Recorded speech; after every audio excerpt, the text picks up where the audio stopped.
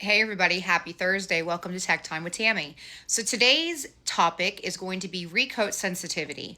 Every single day in all of these paint groups on Facebook, one of the most common topics of issue that people deal with is recoat sensitivity. They don't word it that way. Most don't know that would be the phrase, like the industry standard phrase that we would use. Most will say, why is this wrinkling happening? Or why did this happen? Or what did I do that caused this to happen? And every single time most people call it something else, the true issue is it is the textbook definition of recoat sensitivity. Now, what is that? That is when you either sand into an uncured surface, meaning let's say you painted some parts the day prior, you did not have full curing happen yet, and you sanded, maybe you sanded through or you sanded too thin, and then you went to go spray new fresh solvent paint over top of that said uncured surface. When you do that, let's just say your first coat, when you did that, you sprayed like normal. You sprayed as a normal medium to heavy coat. The problem is all of the fresh solvent in the mix, in your new mix, is going to attack where you went too thin and where you sanded too thin, and or just the fact that it wasn't cured yet. The hardener's not fully cured yet. It's still there. It's still kind of open, and your solvent starts attacking it or starts eating at it. And that's what causes the same standard textbook wrinkle look to it. It doesn't matter the paint brand. It almost replicates the exact same process no matter whose brand of paint it is. That's why it's so easy to spot. So every time I see this happen, I'll go in and I have a lot of, knowledge on how to fix it and reasons it happens. And I'll always come in and I'll be like, this is why this happened. Remember, this can always happen when you sand in too thin into a repair or when you're too aggressive in your sanding. A lot of times it might happen on edges where it's easier to sand through on certain edges or on certain panels where it's just easier to press down too hard and sand a little too hard. You'll notice that it's easier to kind of burn through. A lot of times you guys are using lower solids clears, which makes it even easier to burn through that surface when you're sanding, thinking you have enough material film build, but really you don't. So when you don't have enough material film build and you sand too much, you open it up and you make it susceptible to the new solvent wanting to attack it. It will happen. It doesn't matter whose brand it is. It is just a paint 101 kind of a thing. There are some ways to fix it. So I want to discuss today some of the ways that you could fix that. So one thing a lot of people don't know, and it's probably the one thing that I tell most people on a regular basis that they're not aware of. Water-based products will prevent the actual attack. So, well, let's put it this way. It won't prevent the attack, but it will be the remedy to move forward after the attack has occurred. So let's say you sanded too thin, you went over top of it, you had the whole thing where it wrinkled. What you'll notice is that every time you go to put another coat, if you're one of those people that thinks, okay, well, I can fix this, I can immediately correct this by continuing on with the next coat, it'll get better. No. That's what happens, and that's what makes it worse. You put the next coat on, you flood the surface with even more fresh solvent than you did on the first coat, and then it happens even worse. So what you can do once this already happens, one, you stop. Once you see the wrinkling start to occur, which typically happens rather quickly, it's not something that happens hours later. This happens right away. This is an immediate kind of a reaction, or at least within the first, 1 or 2 minutes. You will see this happening.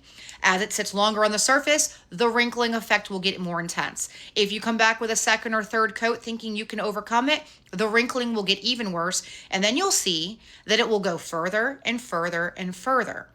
And what that's telling you is it's telling you where the actual issue occurs. Where the wrinkle stops is where the issue is. So I always tell that to people. If you see where the wrinkling's going, if it goes all the way to the sealer, that's where your issue was. If it stops before that and it just doesn't into the base, it's because you broke through the clear. If it goes all the way down to the bottom, that's where the issue lies. Now here is a remedy to fix it.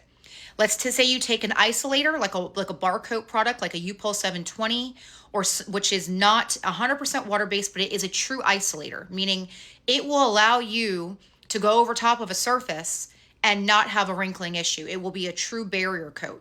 Now, you can use this even if you don't have recoat sensitivity. Let's just say you aren't sure of what the substrate is underneath. Maybe it's something that you really shouldn't paint over. You know you shouldn't paint over it. You know you should strip it. The customer doesn't want to pay for it. You're just trying to get the job in and out. Recoat 720 from U-Pole would actually be a really good isolator to allow you to kind of have like an insurance policy before you move forward, and it will work. It is actually something that I have seen work and something I have recommended for probably 27 years now. It's something that I have known. I sold it a long, long time ago in my jobber days, and I was like, this product works. And no matter what, I've been like, this one U-Pole product is actually really good. It does prevent the product from continually allowing the attack to happen. Or it'll be an insurance policy that won't allow the attack to happen at all if you're unsure of, the solvent going over top of it. So you could have wrinkling happen because new paint goes over top of a bad surface, like a lacquer or an enamel, something like that. You can have that happen. But typically, your textbook standard issues is going to be you going into fresh paint and causing this to happen. So you can use the isolator product from U-Pole, or you can use some form of a water-based sealer or water-based primer, and that will actually allow you to move forward. So let's say you repair the area, you sand it, you smooth it out, you get rid of the wrinkling, you put this water-based isolator product over top of it. There's different brands of water-based primers or sealers that you can find on the market now. There's different people that have it, and that will create a barrier, and the solvent will not be able to penetrate past the water barrier. It is one thing that will stop it. So if you're ever in a situation where you're trying to figure out how to stop this from happening, try to find some type of a water-based product. People have used other water-based airbrush lines. They've used different things to be able to help create that barrier between the water and the solvent. So that is one good thing about water-based products when it comes to solvent. Solvent and solvent tend to sometimes not play well, like I'm talking about, where you get the recoat sensitivity issues. But that barrier that you're putting there will help that from not continuing. So realize if you're in the shop and you have some type of water-based product, it will work really well. Sometimes guys will say, oh, I'll just use a sealer over top of it. Realize that the sealer is also solvent-based. So yes, you can use a sealer at times to help create that barrier coat to help prevent it, but there's many times that you're just going to break out the sealer and it's going to do the exact same thing to you. Now, the only thing with a sealer is it might be less solvent-based than a base coat is, because that base coat already has solvent in it from the actual mix. You're mixing it 1-to-1 with solvent, so that helps, just add more solvent to the package. So here's a couple things you can do. One is, if you have to rebase it, you could mix your base coat 2-to-1. 2-to-1 is going to put in less solvent into the mix. It's also going to allow you to have coverage faster, which means you could do a dust coat with a 2-to-1, not laying as much solvent on the surface, getting faster coverage at the 2-to-1 versus the 1-to-1, and that will allow it to work better. 2 is you can just do dust coats of your base coat moving forward. Once you do that barrier, you come back over top of it and you just start doing dust coats. You let longer flash times occur. You make sure that you let the flash be even longer. The solvent needs more time to escape, so you have to give it longer times. You need to be very light-handed, not heavy-handed when you're trying to do this repair. And in fact, some cases, using an airbrush to do your repair is even smarter, because the airbrush is going to put out less material film build, and it's not going to allow as much solvent to be on the surface at one time. That's going to continue the attack to occur. So realize being heavy-handed, too quick a flash times, and hammering it on is going to cause you to have the wrinkle even worse when you're trying to get past it and you're trying to fix it. So again, water-based products can help create a barrier coat.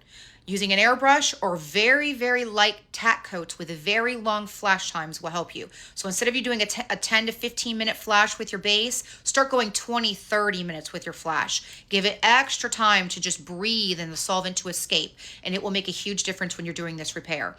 Make sure that when you're feathering, you feather out smoothly. You're not aggressive.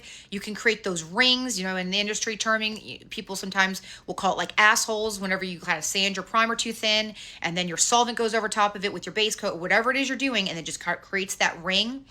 Again, solvent going underneath, attacking too thin of a layer and causing that wrinkling to occur. So hopefully this was helpful. I can go into this a little bit further in depth, or maybe answer the questions if you post them at the bottom with some more things in depth. But water-based products, be way lighter on your coats when you do the repair, longer flash times, and just be patient. In many cases, this occurs because you're rushing. Revolt Auto Paint for all of your needs. Thanks again and have a great night. Hope you guys are enjoying these. Bye.